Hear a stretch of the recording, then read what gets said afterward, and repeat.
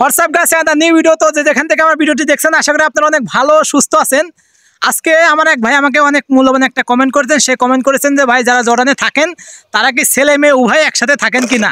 ভাই এটা শুনতে খারাপ লাগলে পরেও আমি আপনাদের পুরো ভিডিওটি ক্লিয়ার করব।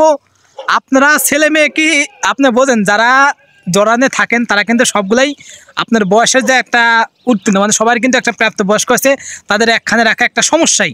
আর এটা কখনোই সম্ভব না। আপনি যে কমেন্টটা করেছেন, কমেন্টটা একটু মজাদার হলে পরেও কমেন্টে একটা যুক্তি আছে যে ভাই জর্ডানে ছেলে মেয়ে সবার জন্য আলাদা হোটেল, ছেলেরা এক সাইডে থাকে, মেয়ে আলাদা আরেক সাইডে থাকে, কিন্তু বিল্ডিংয়েরও অনেক দূরত্ব আছে। আপনি ছেলেদের থেকে মেয়েদের বিল্ডিং আনুমানিক ফ্যাক্টরিতে আপনি 2 থেকে 3 মিনিট হেঁটে যেতে হয়, এরকম একটা দূরত্ব থাকে।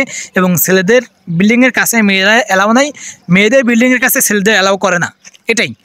আর খাওয়া দাওয়া কিছু কিছু ফ্যাক্টরি আছে, যেসব ফ্যাক্টরি আপনার ছোটো, আপনার ফ্যাক্টরিতে হয়তো 200-300 লোক থাকে, সেসব ফ্যাক্টরিতে ক্যান্টিনে খাওয়া দাওয়া সবই মোটামুটি সেমই হয়। মাঝে মাঝে আপনার যে ধরে না যে একটু আলাদা আলাদা হালকা পাতলা করে। আর বেশিরভাগই জর্ডানে যারা মেয়েরা থাকে, যারা জর্ডানে মেয়েরা কাজ করে, তারা কিন্তু নিজেরাই পাক করে খায়, কারণ তারা কোম্পানির জিনিস পাক করতে পারে, এটা কখনোই হয় না। আর এটা জর্ডানে, এখানে আমার যতটা মনে হয় বিশ্বে কোনো দেশে এরকম করে না।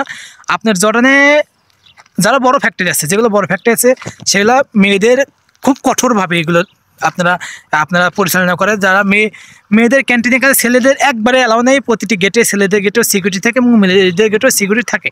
ছেলেদের ক্ষেত্রে সিকিউরিটি না থাকলেও মেয়েদের ক্ষেত্রে অবশ্যই থাকেই। কারণটাকে এখানে আপনার ছেলের ঢোকা একেবারের জন্য নিষিদ্ধ, একেবারের জন্য। যদি কোনো ছেলের কোনো অবস্থায় আপনি সিকিউরিটি দেখে যে একটা মেয়ের হাউসে, মেয়ে কিন্তু একটা মেয়ে একটা হাউসে একজন থাকে না, একটা হাউসে কমসে কম 400-500 বা অনেক বিল্ডিং আছে 1000 উপরে চলে যায়, কিন্তু 200-300 সবসময় বিল্ডিংয়ে থাকে। যদি 200-300 একটা সিকিউরিটি দেখা যায় একটা মেয়ের হাউসের দিকে একটা ছেলে যাচ্ছে, তখনই তার ভিসাটা ক্যান্সেল হওয়ার সম্ভাবনা থাকে। যায় কোন ছেলে যায় আপনি জানেন? হয়তো কিছু ছেলে আছে ব্যবসা করে, যেমন সিমের ব্যবসা করে, বিভিন্ন কোম্পানির অনেক এজেন্টে কাজ করে। যেমন ধরেন যে নতুন মেয়েরা আসে, তাদের অনেক কিছু বোঝার লাগে, যেটা হাউস লিডার বলে বা কোম্পানির লিডার বলে।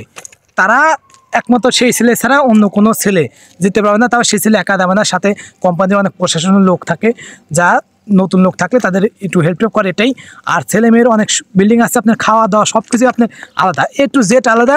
আপনার খালি কাজ করতে পারবে একখানে।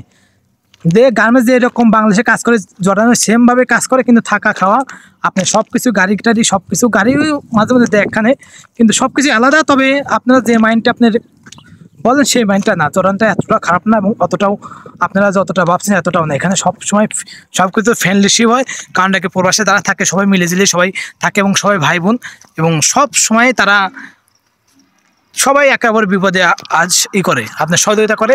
আমি পার্সোনালভাবে সবাইকে সাজেশন করি, আমরা যারা বাঙালি বা বাঙালি বলেন, আমরা যে কোনো দেশেই যাই না কেন, সবাই মিলেঝিলে থাকবো, এমন কোনো কাজ করবো না যাতে আমাদের বাঙালি কোনো বদনাম হয়। আর জর্ডানে কিন্তু যথেষ্ট পরিমাণ বাঙালিদের অনেক রেসপেক্ট এবং সম্মান দেয়, কারণটা কি বাঙালির একটা আলাদা কদর আছে। বাঙালির ব্যবহার, কালচার সব কিছুই ইসলামিক একটা দেশ, এবং সবার ড্রেস পোশাক আশাক সব কিন্তু সুন্দর। অন্য দেশের ড্রেস আমি দেখছি যে তারা শ্রীলঙ্কান এবং নেপালিয়ান অনেক মেয়েটে আসে, তার ছোটো ছোটো ড্রেস পরে, কিন্তু জর্ডানে এগুলো হয় না। জর্ডানে বাঙালিরা যেমন বাংলাদেশে চলে, ঠিক জর্ডানে সেমই চলে, আপনার সব কিছু সুন্দরভাবেই চলে। তো ভিডিও যদি ভালো লাগে তো অবশ্যই লাইক কমেন্ট করুন, সাবস্ক্রাইব পাশে থাকবেন।